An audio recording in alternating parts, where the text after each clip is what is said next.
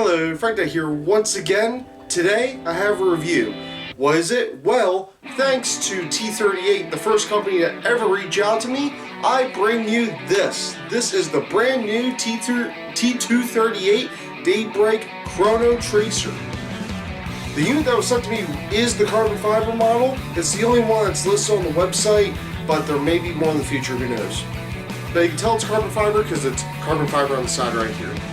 This retails for $149.99 MSRP, but it's currently on sale for roughly $99 on T238's website. But before we get into that, I'd like to tell you about my sponsor where you can get some T238 products, Jackal Tactical. Jackal Tactical is everything you need, whether you're starting out or building your next replica from scratch. They have rifles, pistols, snipers, LMGs, BBs, gear, a huge U selection, and so much more. Come check them out at jacktac.com or in person at 729 Walnut Street, Lebanon, PA, or at their ambush location in Airsoft County. Links are in the description below. Now before we get into it, I'd like to tell you, stick around to the end of the video for a special announcement. Now, just a quick disclaimer that Mike from T238 reached out to me and said, hey, would you like to make a review? So I decided, could I get the Daybreak Tracer unit? And to my surprise, they said yes. Now, I'm not restricted for what I can say for the T238 Daybreak Tracer unit, so I can give you guys the best purchasing decision that I can. If Jackal Tactical decides to carry this product, I'll go ahead and put the link in the description so you can shop at Jackal Tactical. I'll also put the link in the description to get off of T238 as well. Also, if you want to thank Mike for letting me do this review, make sure you go ahead and check out the social medias in the description as well, so you can say, thanks Mike. Now, what is this thing? Well, it's basically if a vape mod and a Bifrost had a baby, and then it said, no, I don't want to do just Airsoft, I want to do Nerf and gel blasters as well. Now, there are parts in the box to allow you to use this with Nerf and gel blasters, but we tested this with Airsoft. So anything with this review is Airsoft, but it can be used for gel blasters and Nerf. In the box you get the Tracer unit, the world's smallest USB-C charging cable. Ooh, that's kind of small. A Japanese first manual, strange, a bag of bolts, a tool, a 14mm counterclockwise thread adapter, and a 16mm adapter. The 16mm adapter is not meant for Airsoft, it is meant for Nerf, it is not threaded, so you will not be able to thread this on with a SSX23 or a Mark 23. However, if someone wants to 3D print something, you could probably do that. And then the default size is 19mm, so I guess that's for Nerf. To install this properly, make sure you thread the adapter on first and then tighten the bolts. I did it the wrong way, that I got to stay in place with the O-ring, but if you read the manual or use some common sense, which I don't have, that you can just make sure this is bolted in place. It's just held on by friction to the internal threads. When I turned it on, I was greeted by a chill looking panda and what looked like a chrono screen in meters per second. I then pressed right on the face buttons and I got the recorded shots. Press right again and you get a menu of options. And this is honestly the best part about this Tracer unit, that you can change the unit from metric to men on the moon units.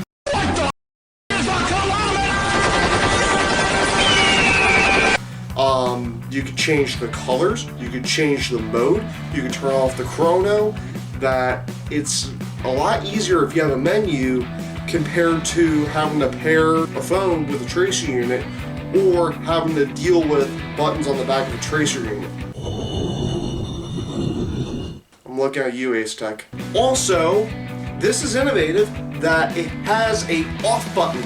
Coming from other Tracer units that you can see the internal sometimes, I wanted to see how the sausage was actually made. So I decided to open up one of the side panels on the Tracer unit, which is kind of cool, so you can open up the side panels.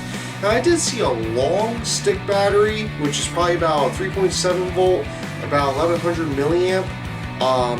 It looks somewhat similar to something that's in the X-Fog, so you're probably going to get a lot of shots to be completely honest with you. However, though, I can't say for certain. I wasn't able to take out the battery. I don't want to destroy the Tracer unit.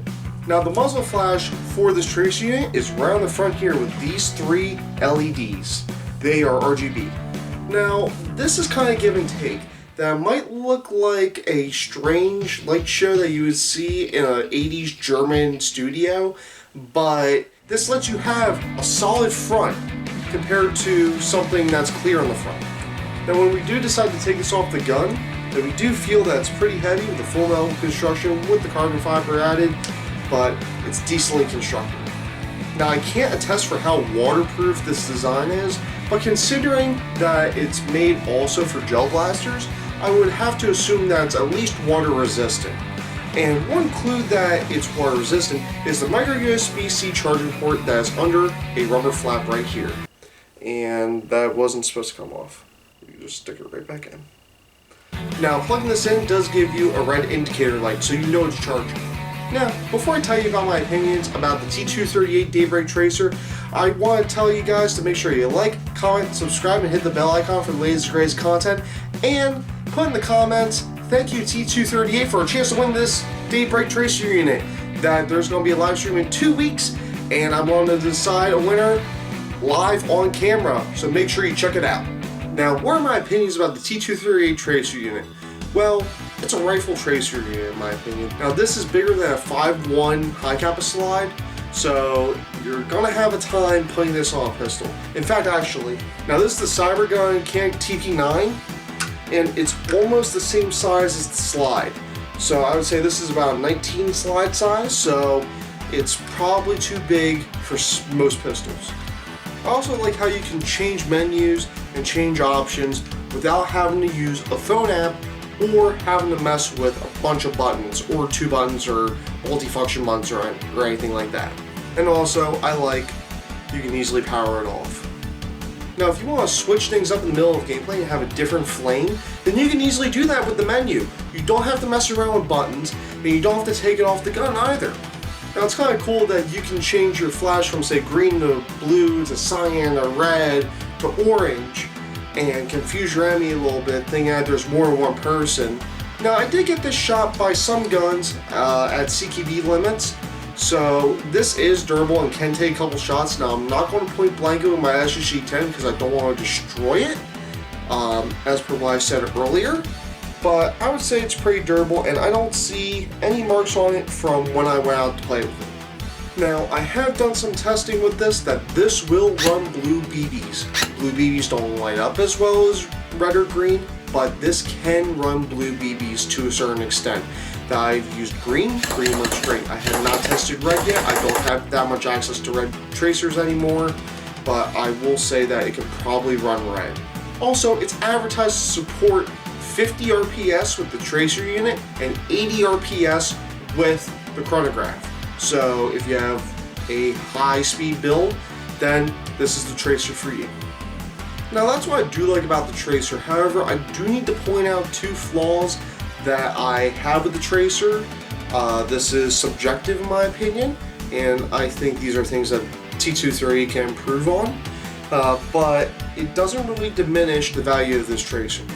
Now, there was originally 3, but then I realized I'm an idiot. And I mentioned earlier that you're supposed to put on the thread and then tighten down these bolts here.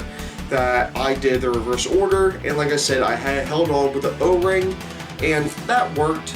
But if you're opening this out of the box, make sure you put the 14mm threads on first, and then you put the bolts in onto the tracer, or just slide the tracer on and put the bolts in. Now the first flaw I have with this are the lights. So red, green, blue, orange, yellow, and those colors, they work great with this. However, I've seen that there's no real discernible difference between rainbow, dynamic, and white. That it's a little sad, but I don't exactly know how this thing was made. But that there's other tracer units on the market that will cycle through the colors or do white or stuff like that. Now, the second major flaw is the screen itself. That if someone is not that experienced and they try to install this tracer and they do what I did, but have the screen facing 90 degrees, is that it's possible that the screen can get shot out. That this screen is just a regular LCD screen. It has no tempered glass, no nothing like that. so it is vulnerable to getting shot out. So if you are installing it, make sure it is at least upwards or upside down. I don't advise upside down, but it's better than sideways. Now also, the face buttons here are the only thing that control the tracer unit. So if for whatever reason these do happen to get shot out, then you lose some functionality there. Now these buttons do feel a little durable, and they are rather small, so it's going to have to take a precise hit. But I don't see these buttons being an issue outside of one or two Black Swan event cases, in my opinion. Now, I will say that it is kind of unavoidable to get electronics shot out, as you can see. Now, I don't want to test shooting out the buttons or the screen, because I want to do some more stuff with the tracer. Now, with that said, just some neutral things real quick. So, I used this tracer at the grand opening of Strike Force NJ, which is the old Striker NJ location, and I shot about 1100 BBs, and it dropped 1 bar. So there's 4 bars, so I used about a quarter of the battery, which is a little weird because T238 advertised it could run through 30,000 BBs. So I wanted to go ahead and test, can this tracer unit go through 30,000 BBs? Now I don't have the budget to burn down an airsoft gun like some other channels. So I put my mind to it, and I turned on my 3D printers, and I made this. This may look like a normal Odin Universal adapter, but what I did was I found a file with 14mm counterclockwise threads, and I found a Odin Universal adapter, and all I did was just screw it on, and then I stuck it up in my Odin. And after making my room look like this, I was able to complete my test. Now just saying, an Odin holds about 1600 BBs. I was able to empty about 18 Odins and a little bit more, and then the tracer died. I turned it back on, and I was able to empty another Odin before it died. I repeated this one more time, and I got about 8,000 BBs per bar battery. I was able to empty about 18 Odins and a little bit more, and then the tracer died. I turned it back on, and I was able to empty another Odin before it died. I repeated this one more time, and I got about 8,000 BBs per bar battery. So it was roughly 32,000 total before I called the test off, so I didn't burn anything up. However, I will say that the tracer did get kinda hot when I was running through the test. Well, when you're flashing lights and doing stuff like that, of course it's gonna get a little hot. Now I did another test, I had a direct competitor, an Airsoft Bifrost, and I got about 11,000 BBs before it died the first time. I turned it back on, it lasted about half the amount of time of the Daybreak. There was no indicator in battery life except dying through the 10th Odin. I turned it back on and it died halfway through the 11th Odin. The same with the 12th Odin. It got hot at the 6th Odin full. Now I will say there are different strengths and weaknesses comparing the Airsoft Bifrost and the C238 Daybreak, but the Daybreak has more features than the Bifrost BT in my opinion. But the Daybreak is about the same price as the Bifrost BT. Both tracers were charged before the test and both had the flame functionality enabled. However, the Daybreak does have a chrono and my Bifrost does not. The Bifrost BT does have a chrono. Now after that test, I rate the T238 Daybreak 4.75 no shots out of 5. I was going to give it a 4.5 out of 5, but then I realized I'm an idiot and that removed one of the flaws and bumped the rating up a little bit. But you do have to keep in mind those 2 flaws when you do get this tracer unit. Now for those of you who skipped around the video, make sure you rewatch the video, you might have missed something.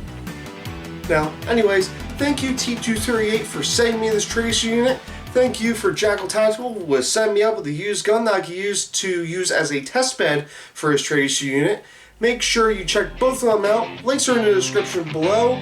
Make sure you like, comment, subscribe, and hit the bell icon for the latest and greatest content. And I'll see you around, guys.